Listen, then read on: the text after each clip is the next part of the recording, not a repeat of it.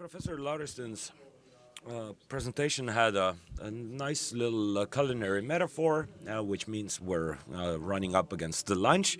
But before that, we need one more presentation. We have one more presentation. But as what we heard, we need to be a little flexible, because this flexibility helps us to procure a much friendlier working environment, which isn't as susceptible to robotization, perhaps. But since Ordnung and properness is still needed also with the banking industry, so chairman of the board of Swedbank Estonia, Robert Kitt, will talk about the risks and outlooks of the Estonian economy.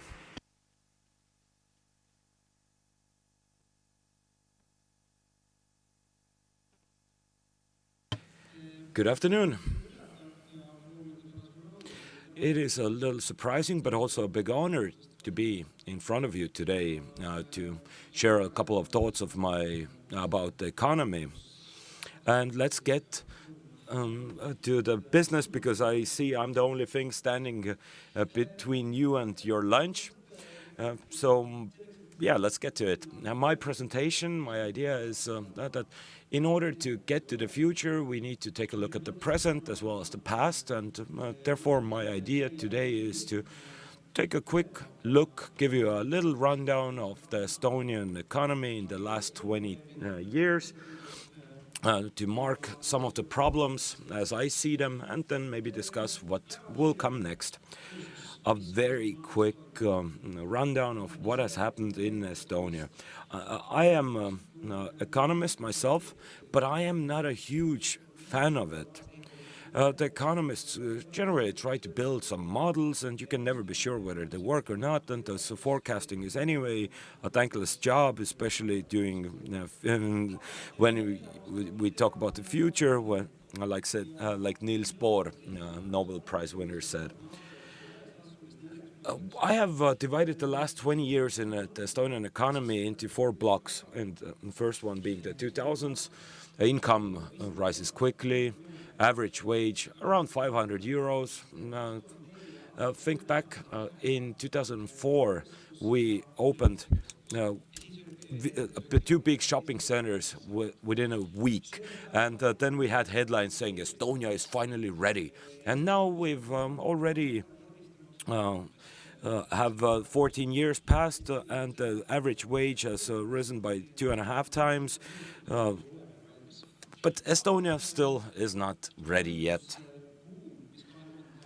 But the financial boom that took place in the 20s had a lot to do with internal consumption, real estate, but loans as well as the prices of apartments went up drastically. What was a problem in the 2000s as well as also later on was 40,000 people with low motivation, unemployed, people that society couldn't bring to the labor market. They had different social problems, etc. But when looking at the economy, they had one dream, and it was a one-way ticket to Finland. The financial crisis of 2008, 2009 changed the situation drastically. Problematic loans at banks rose to 8%, and the problematic loans are cases where people cannot pay either interest or the back payments. And also wages dropped, the economy stalled. And also, like I said, problematic loans, 8%, which is still lower than Italy today. It was 3 times lower than our neighbors in Latvia, for example. So the Estonian economy managed to get out of the situation relatively quickly and relatively unscathed. It's also important to mention how many people worked. So it meant that unemployment around 20%, 555,000 people in the workforce. But the recovery, I have quoted my friend or my colleague many times by saying that the Estonian economy was caught by the hanger of industry. So in about a year, the Estonian economy managed to reorient itself towards new markets, new products, and by 2010, we had a much bigger export already than before the crisis. And just as a forewarning, Estonia, thanks to the industry, is still standing on it. But like we said, Mrs. Lauristin also said that in the macro picture you see different strands of the economy come into play, but the manufacturing is still number one. Uh, 2011 to 2014, quick recovery. And starting with 2011, we've started hearing from the employers that we lack workforce. First, we lacked expert workers, but now we don't have enough of any kind of workforce. And this might actually be a little bit of a problem as well, because I do know still people that cannot manage in Estonia today and find a job. It may be people with a higher education, aged over 60, that have a hard time finding a job. We may have the illusions, but the experience shows that if you've had a leading position in, for example, trade for 20 years, and you have a higher education, you still have problems finding a job if you're over 60. Or also, for example, people with no education or just a low level of education. But as I said, 2011, 2014, the Estonian economy, thanks to the manufacturing, is recovering.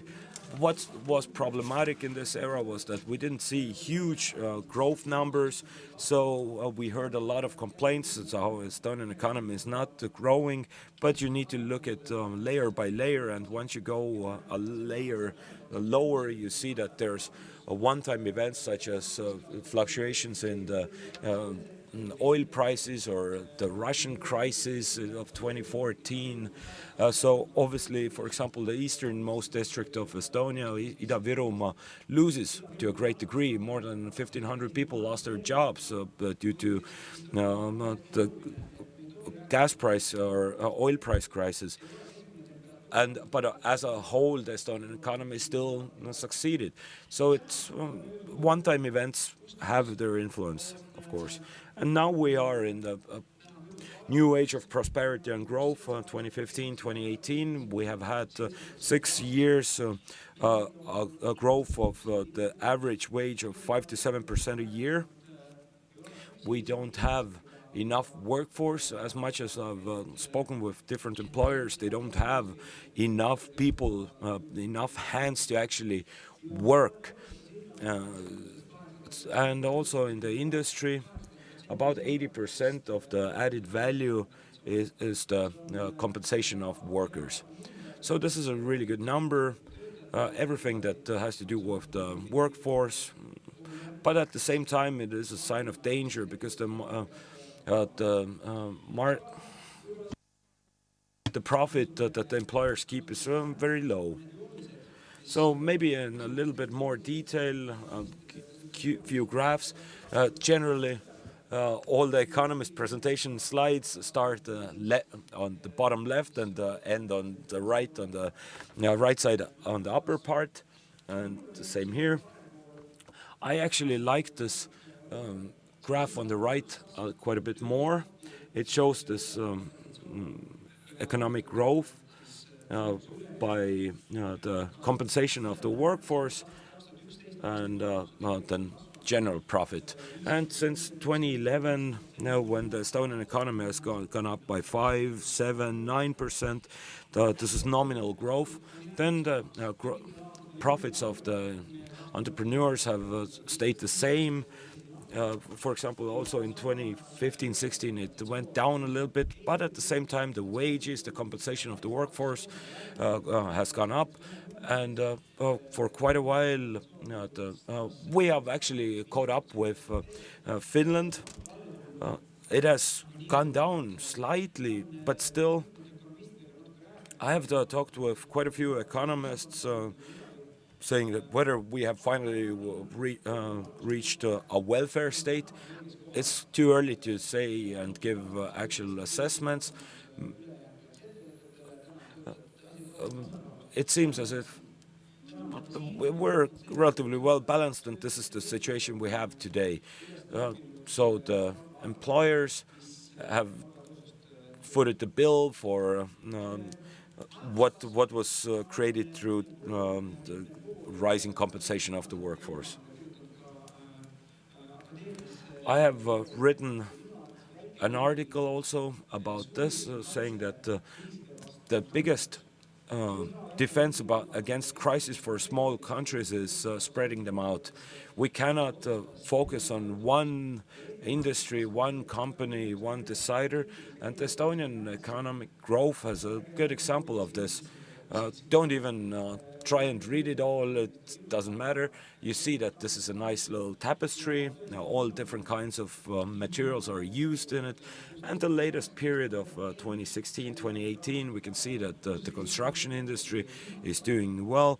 Well, Estonia is, by the way, building much, much more than ever, and it's always been higher than in Latvia, but currently it is the highest we've ever had it. For example, the state has ordered work for more than 1 billion yearly, but the private industry is even more. You can see manufacturing. This is the dark blue ribbon, which you can see is also a very important component that has been for a while. Export, manufacturing. We can see the balance of trade. The export and import of goods is in surplus, which is very important. We sell more than we buy, which is very good for us. Means we make more money by doing work ourselves.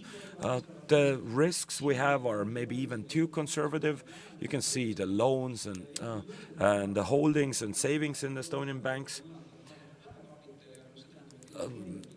But it means that a lot of the investments have come from loans. Savings have always gone up, even throughout the years of the crisis. Loans and savings have basically evened out. You can see, but this, again, as I said, might be a little conservative. By being too conservative today, we can also cut into the future by not investing it today. Maybe this will pay back. But Estonia has been a very good investor throughout the years, and it's something that's been very positive for us. And compared to Latvia and Lithuania, you can see they are 2 or 3 times the size of Estonia, but you can see the absolute numbers in euros, billions of euros. You can see that the Estonian the companies as well as private people have invested more than Latvians, and Lithuania is pretty much in the same region.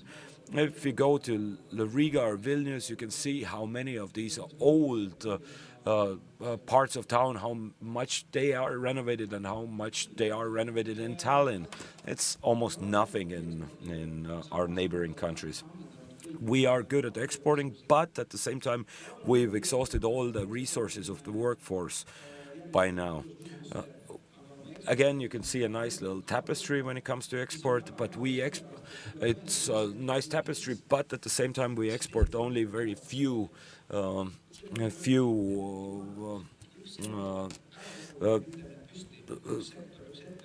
goods. Now, it's also called the internet industry, where if one server goes defunct, the work can actually be done by others, and it's the same for the Estonian economy.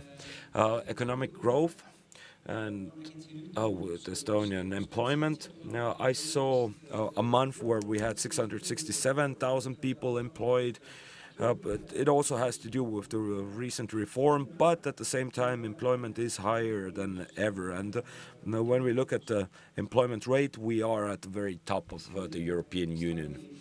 And the idea behind this slide is to show on a visual representation what I also said, that our resources, in order to make more money, more investment, pay more wages, we actually are running out of resources, meaning we don't have employers or employees rather.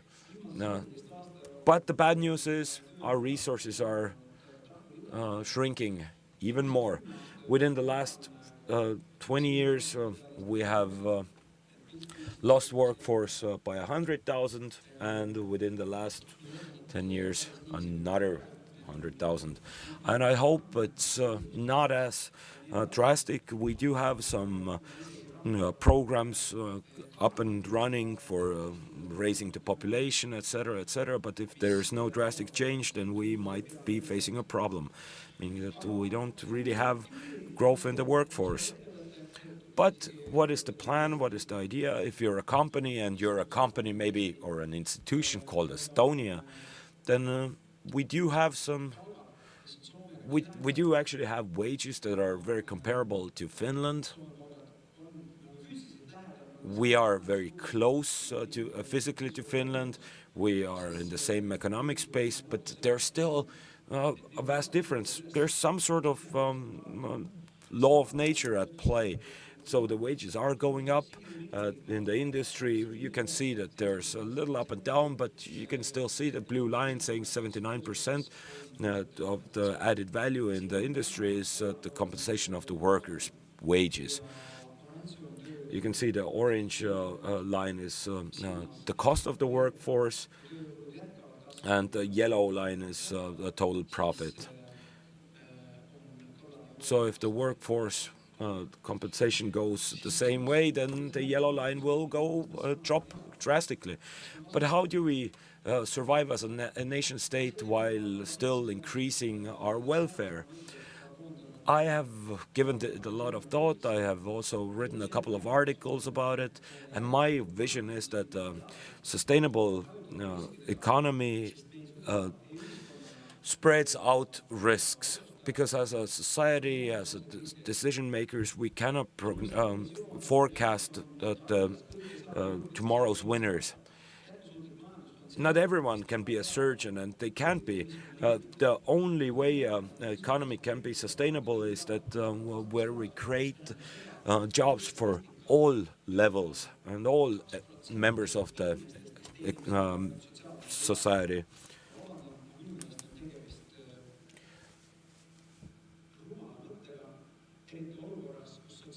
We have 2% of about 20,000 people that earn more than 3,500 euros a month. So this is an argument against this sliding scale of taxation. Non-linear approach to the economy is that 5% of the top earners earn as much as the 66% of the lowest rung of the earnings. So in my opinion, in order to survive as a nation state while still increasing welfare, quite honestly, we don't even care about how well the first 5 or 20, even 20% earn. It's rather how many or how do they earn that are in the bottom 66%, and whether they actually can work in Estonia, or do they need to buy a one-way ticket to some foreign country to work there. So what do we do? My thoughts this year is that while we do have the highest highest employment in Europe, we are relatively locked in our wage group, and also the main driver of innovation has been the growth in wages.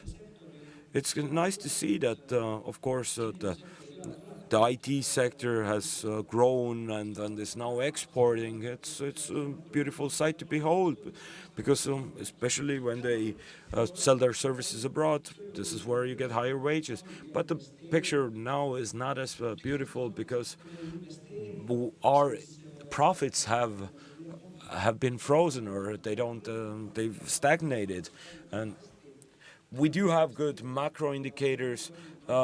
but it means we need to invest more, which we haven't done as much. But I'm optimistic by my nature, so I'm gonna focus on the positive. In 2018, investment in machines, in intellectual property has actually, for the first time, uh, been higher than investment in concrete. Concrete is good, concrete is really useful, but you need to do with concrete, and you need to usually do manual labor using your brain and your hands, like like the university says. But or of course you can also use machines, but it's a good example that the intellectual property goods are on their way up. You can see a graph for it. IO, intellectual property, is on the rise.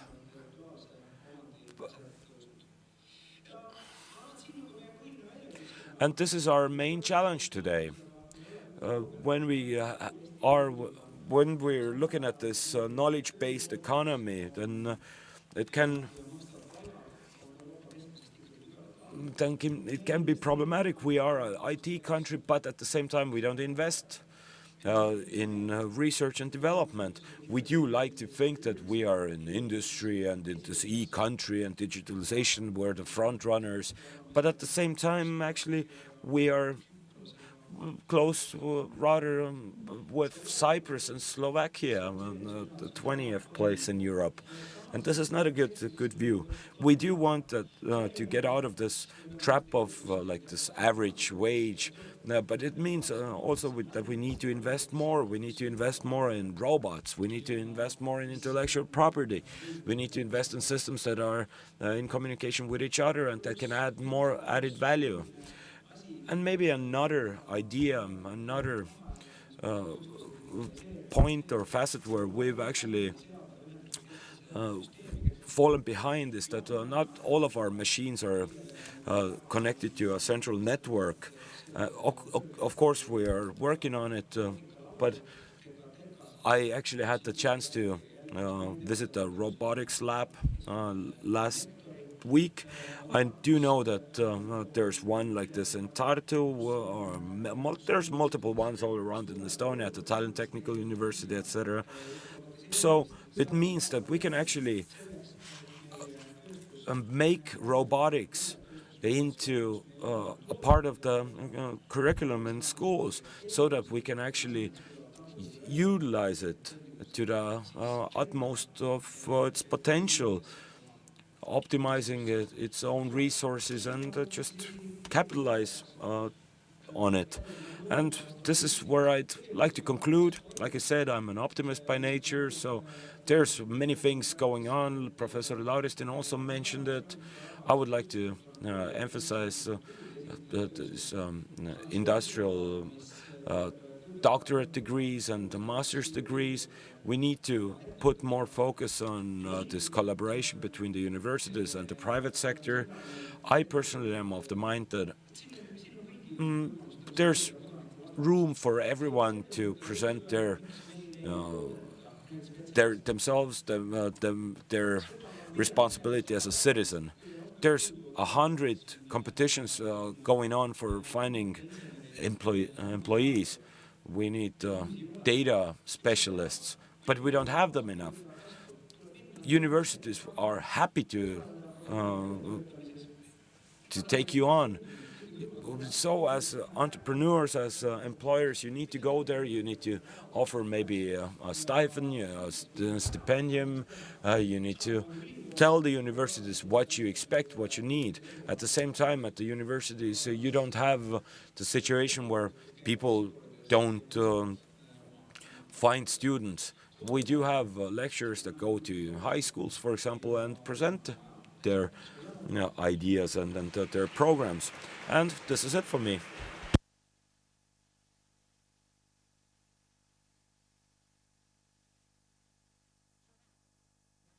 Thanks a lot. I think you made most of the audience feel really nice looking at your graphs. You just made it them super easy, super understandable. Thank you. It was very enjoyable. So, what about your remark that we like to think of ourselves as this Estonia and we're doing fine when it comes to economy? Then, I, the state of the digital region research that was done for the Baltic Sea countries when it came to different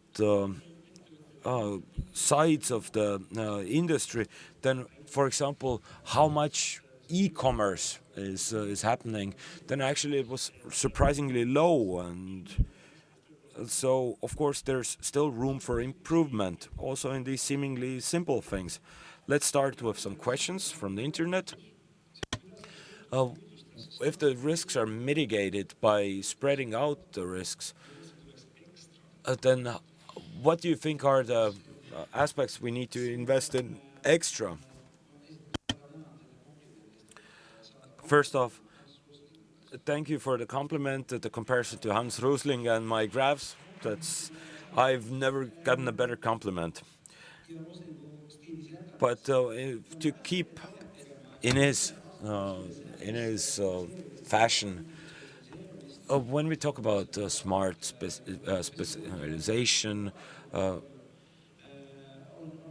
I have I've actually made the mistake myself. You need to get acquainted with the materials. The profitable areas are the ones where we do have a benefit, and then we need to amplify this benefit. My, I judge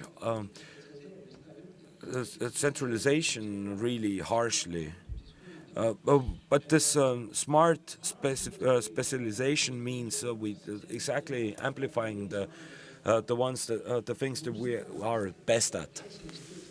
For example, I do know that for Excel spreadsheets, it's the easiest if we take the best three strains of the economy, and then we choose the best ones, and then we start investing in that heavily. But it doesn't really take the real life situation into account.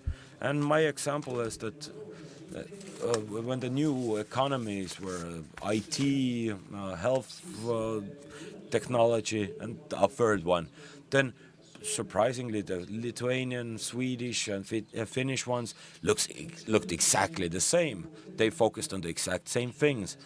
So this means that for us, we need to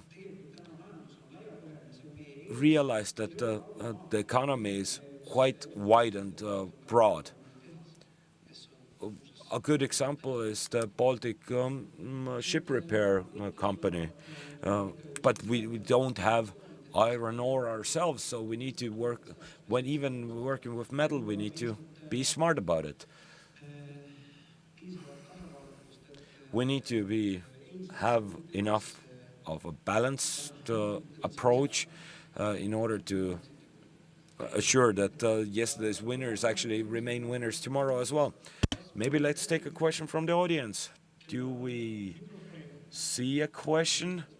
No, seems like we don't. At the same time as you mentioned the Baltic ship repair company. At the same time in Finland, the shipping industry is very strong, and the Finns are now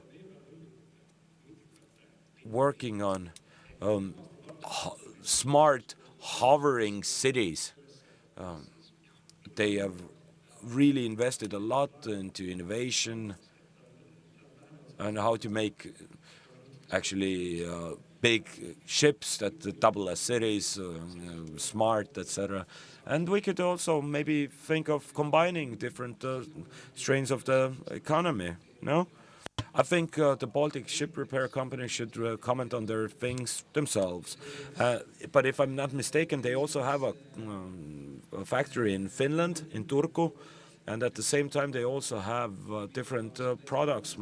For example, like their fish farms are in their intellectual property. These are things that they do have patents on, This is just a part of their value chain, and maybe even more of their things that they're not marketing in much, saying, oh, we have the fish farms, but that no one's to say that they aren't profitable.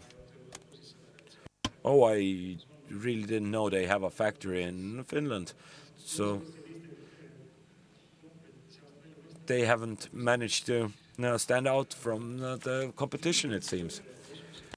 But what kind of employers, I'm sorry, employees and the skills are needed for the future?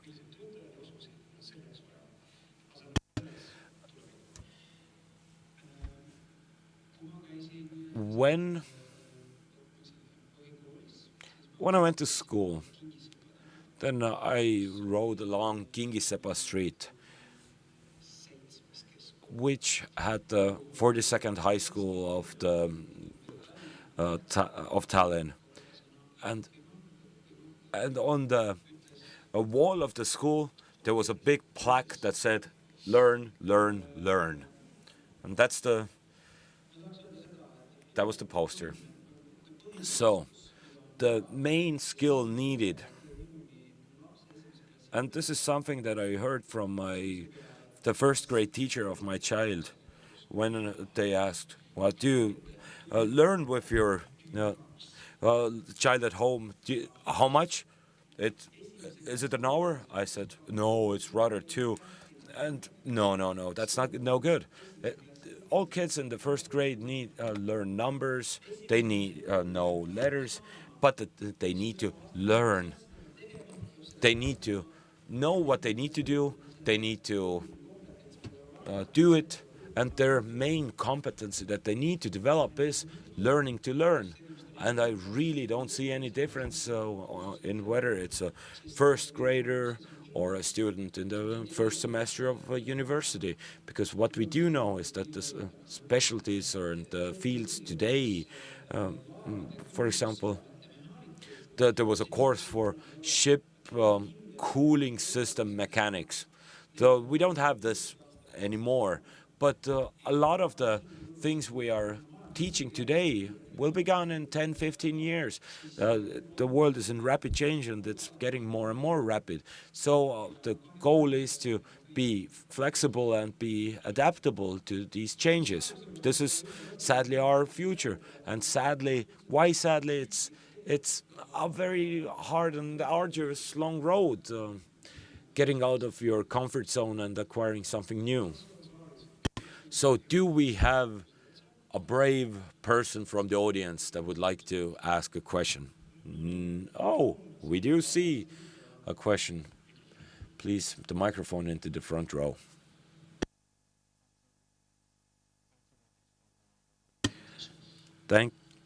Suured tänud Interested in learning how you judge the Estonian experience to the extent possible with the experience of comparable countries, other countries, maybe neighboring countries, and in particular on the issue of skills, how you judge from what seems like a macro perspective, which is what you've given. Let's talk about the extent of resources that you see devoted in Estonia to the skill system and the upgrade of the skills of the population. Would you imagine that there would be a need for strengthening the system? Do you think that the system has sufficient resources, but it needs to be fine-tuned? What are the challenges you see? Is it a matter of doing the things you're doing better, or you would like to see things that are completely different and perhaps learn from the experience of others? And in contrast, what do you think other countries could learn from your experience in particular? So having faced those challenges, having spent years trying to boost resources, human capital in the economy, what do you see as having worked, not having worked, and in particular, does the system have the resources it needs? Would it need more? Would it need to be doing things differently? Thanks. Okay.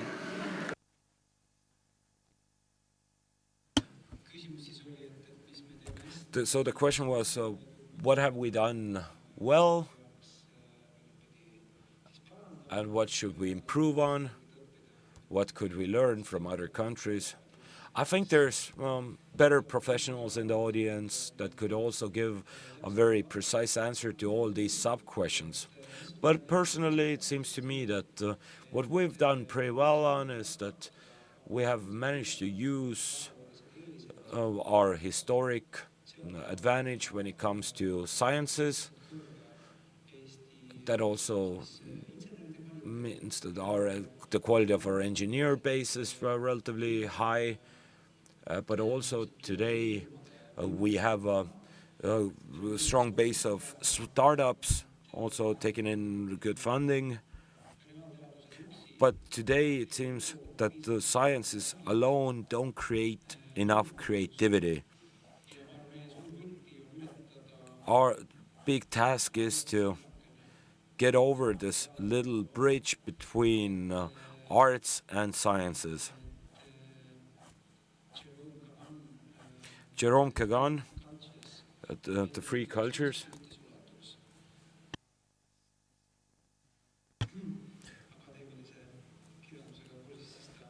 Who knows about academic literature? He said that there's three parts to three parts to these sciences. It used to be arts and sciences, and now we also have social sciences. But Estonia has managed to capitalize on it quite well, especially when it comes to the sciences. And another micro comment would be,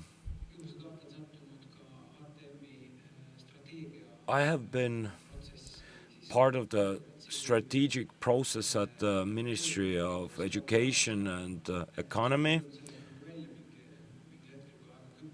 and we will present this strategy soon, but the idea is to start acquiring some skills, vocations in the general education.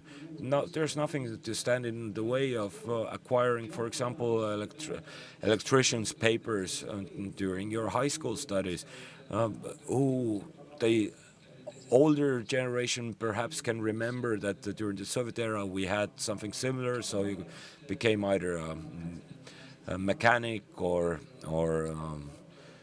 sewing specialists. And I personally wish I would have gone with the mechanic strain instead of doing the computer sciences. So this qualification-based education, this is, again, the lowest hanging fruit that we should pick off.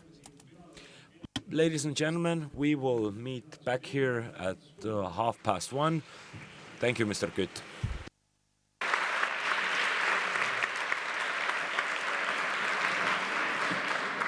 Mr.